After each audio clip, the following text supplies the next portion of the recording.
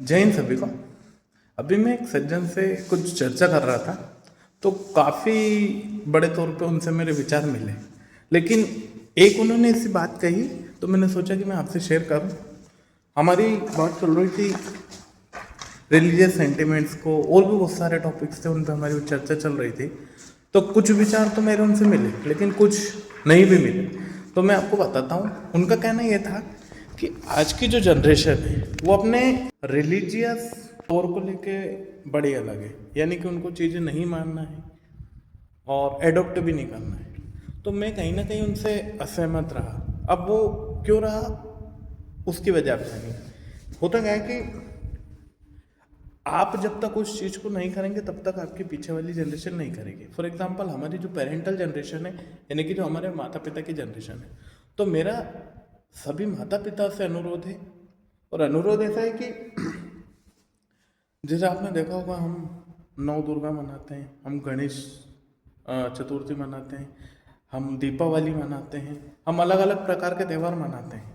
और उन त्योहारों में मैंने ज़्यादातर देखा है कि जो हमारी जो जनरेशन है, वो जनरेशन कहीं उनमें इंटरेस्ट नहीं लेती। आप देखेंगे कि अष्टमी आएगी तो अष्टमी पे पेरेंट्स के साथ बैठ जाएंगे, दीपावली आएगी तो दीपावली पे बैठ जाएंगे।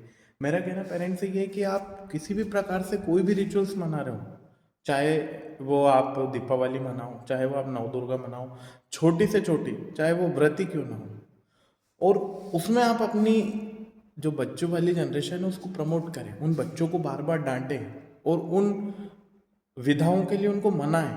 और जो पूजन आप कर रहे हैं वो पूजन की विधि क्या है, बिहाइंड उसके क्या कथा है, क्या पौराणिक उन व्रतों की परंपराएं हैं, चाहे दीपावली को लेकर हो, चाहे शिवरात्रि को लेकर हो, चाहे और भी अन्य अन्य प्रकार के हमारे त्यौहार हो, उनको बताएं।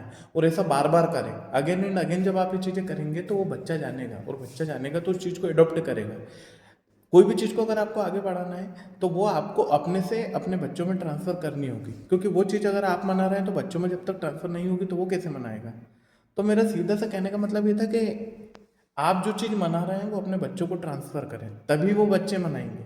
आप सोचो मैंने कर लिया और हमारा बच्चा देख के सीख जाए, तो ऐसा नहीं होगा।